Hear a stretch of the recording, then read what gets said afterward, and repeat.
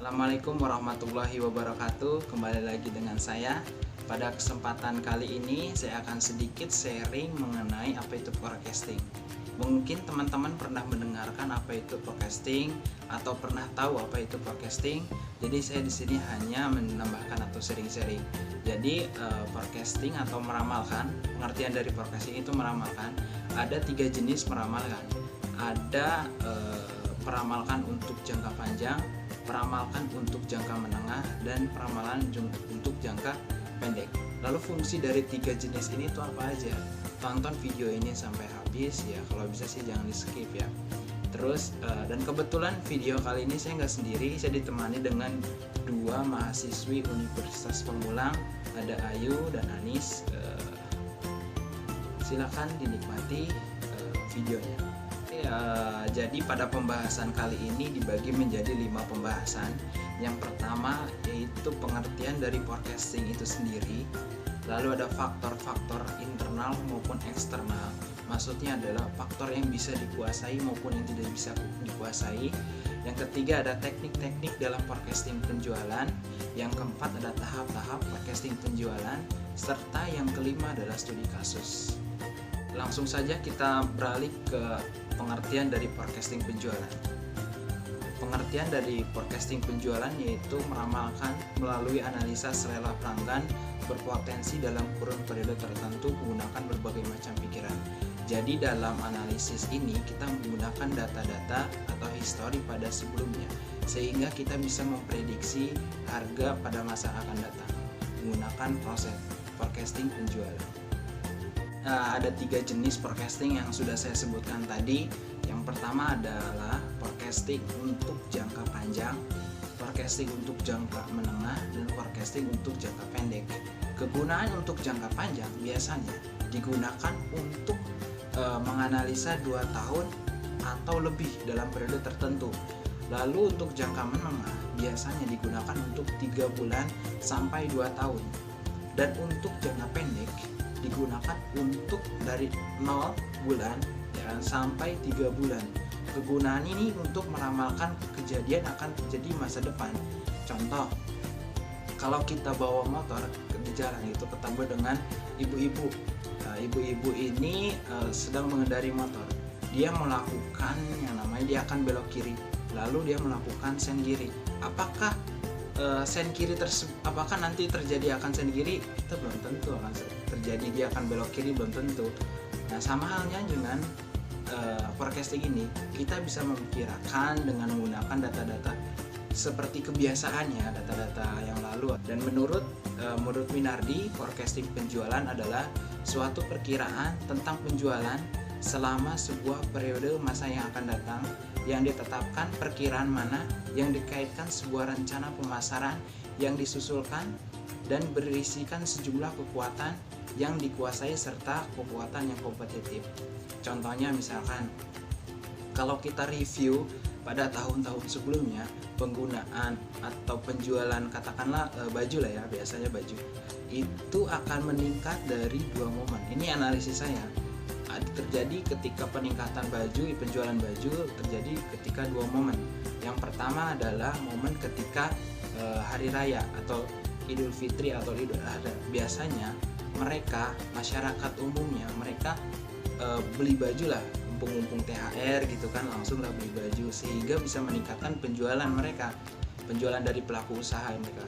Lalu satu momennya lagi itu ketika akhir tahun atau menjelang tahun baru, itu biasanya suka ada pelaku usaha yang mendiskon, suka ada diskon atau cuci gudang. Nah, ini adalah 2 momen ini kita bisa memprediksi apakah penjualan tersebut akan naik atau tidak. Apakah tahun ini akan sama dengan tahun kemarin? Itu belum tentu bisa. Ada perimbangan output forecasting. Yang pertama adalah masukan dari pimpinan. Tentu pimpinan sangat berpengaruh dalam forecasting peramalan, ya kan? Karena pimpinan mempunyai namanya pengalaman. Ketika mereka sudah memiliki pengalaman dalam kondisi tertentu, mereka bisa memberikan saran atau solusi. Oh, ini tuh kayak gini loh, ya kan? Oh, ini tuh kayak gini. Lalu ada kebijakan korporasi perusahaan, keterikatan terhadap sumber daya, keputusan. Nah, keputusan ini pimpinan berpengaruh juga dalam forecasting penjualan karena mereka sudah ada pengalaman. Yang kedua yaitu faktor dalam forecasting penjualan. Nah, dalam faktor penjualan ini dibagi menjadi dua bagian, yaitu faktor internal maupun faktor eksternal. Apa sih faktor internal dan faktor eksternal? Maksudnya adalah faktor internal yaitu faktor yang bisa dikuasai, namanya meramalkan kan. Kita gak benar-benar 100% benar, gak ada yang namanya meramalkan 100% akurat. Contoh-contoh dalam faktor internal yaitu kualitas dan kegunaan. Produk atau jasa yang harus memiliki kualitas dan kegunaan. Lalu kita harus memikirkan alasan membeli produk. Jadi harus merasa empati. Oh, kita tuh merasa pelanggan. Bagaimana kita membeli produk itu dengan menggunakan kegunaannya itu buat apa? Lalu ada penggunaan potensi produk, mulai dari fungsinya juga produk. Lalu ada perubahan, inovasi, jangan sampai monoton tersebut. Lalu ada beban produksi dan pengiriman barang, keahlian pimpinan. Yang kedua yaitu faktor eksternal. Jadi maksud dari faktor eksternal yaitu faktor yang belum bisa dikuasai oleh perusahaan.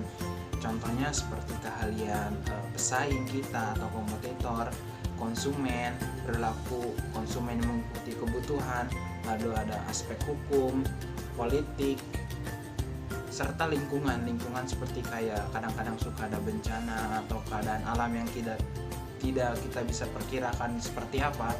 Lalu ada teknologi, ya kan, perubahan teknologi seperti dari manual ke digital, lalu selera masyarakat yang akan berubah-ubah selama periode tertentu.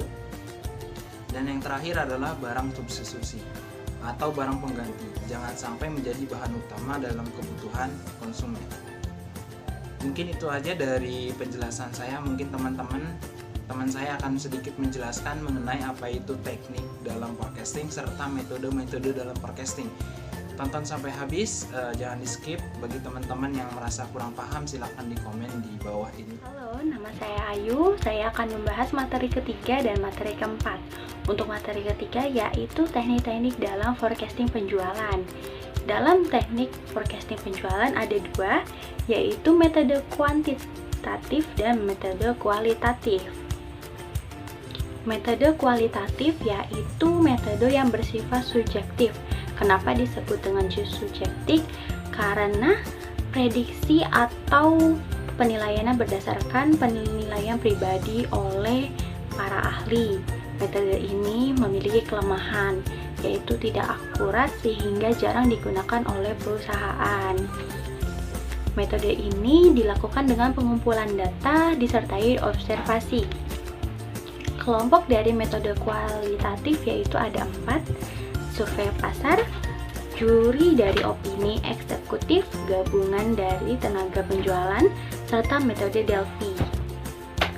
Untuk survei pasar yaitu mencari masukan atau pendapatan dari konsumen melalui wawancara, kuesioner, wawancara langsung ataupun wawancara melalui telepon.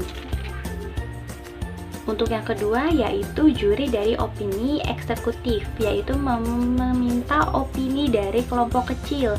Contohnya seperti manajer pemasaran, manajer produksi, manajer teknis, manajer keuangan, dan manajer logistik.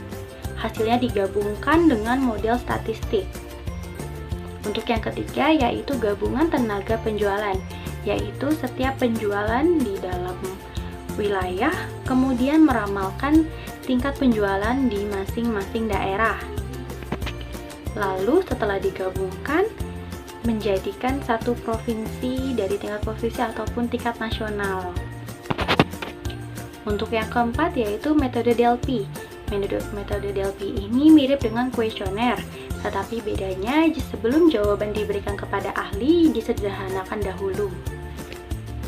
Lalu ada metode kuantitatif. Metode kuantitatif yaitu digunakan untuk meneliti populasi atau sampel dengan menggunakan alat ukur ataupun instrumen penelitian analisa data bersifat objektif. Kelompok dari metode kuantitatif dibagi menjadi dua, yaitu time series ataupun deret waktu. Direct waktu yaitu yang menghubungkan keterikatan antara variabel dependen atau variabel yang dicari dengan variabel independen atau variabel yang mempengaruhi. Kemudian dihubungkan dengan waktu seperti mingguan, bulanan, tahunan. Untuk yang kedua yaitu metode kasual, yaitu sebab akibat. Metode ini yaitu keterikatan antara variabel yang diperkirakan dengan variabel lain yang mempengaruhinya. Namun variabelnya itu tidak dalam bentuk waktu, jadi berbeda dengan time series. Untuk selanjutnya adalah materi keempat, yaitu tahap-tahap forecasting penjualan. Dalam ini ada 3 bagian, yaitu analisa penjualan, analisa pasar, dan analisa produk. Untuk yang pertama yaitu analisa penjualan. Analisa penjualan adalah suatu analisa tentang penjualan yang berhubungan erat dengan daerah pemasaran, produk, langganan, pesanan, dan lain-lainnya. Analisa penjualan pada masa lalu merupakan analisa bulanan, kuartalan, mingguan, tahunan, ataupun triwulan dan pasca tahunan. Lalu ada analisa pasar. Analisa pasar adalah peramalan penjualan, cara-cara pemasaran, peranan reklame dan promosi, penentuan lokasi perusahaan, penelitian selera konsumen, analisa produk, dan penentuan harga jual. Dalam analisa pasar diadakan melalui peramalan penjualan dengan mempelajari potensi permintaan dari konsumen. Untuk yang terakhir ada analisa produk. Analisa produk yaitu merupakan kemampuan manajemen dalam pengalihan faktor-faktor produk yang tersedia, sehingga kuantitas penjualan tergantung kepada kuantitas produk yang akan dihasilkan. Assalamualaikum warahmatullahi wabarakatuh. Perkenalkan, nama saya Anis Mara. Di sini saya akan membahas studi kasus. Studi kasus yaitu peramalan penjualan obat generik melalui time series forecasting model pada perusahaan farmasi di Tangerang. Studi kasus peramalan penjualan pasar memungkinkan sebuah perusahaan memiliki tingkat persediaan yang optimal untuk membuat keputusan produksi yang sesuai dan mempertahankan efisien dari kegiatan operasional. Peramalan menjadi alat bantu untuk perencanaan yang lebih efektif dan efisien dalam meningkatkan kualitas produktivitas, termasuk bagi perusahaan farmasi yang ada di Tangerang ini dengan kompetensi unggul pada segmen obat generik.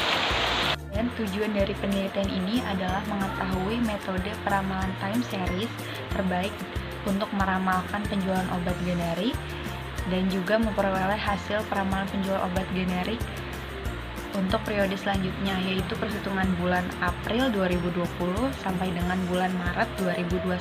Penelitian ini adalah penelitian deskriptif dengan menggunakan metode peramalan time series dan teknik analisis data dan dengan menggunakan Microsoft Excel dan Minitab 17.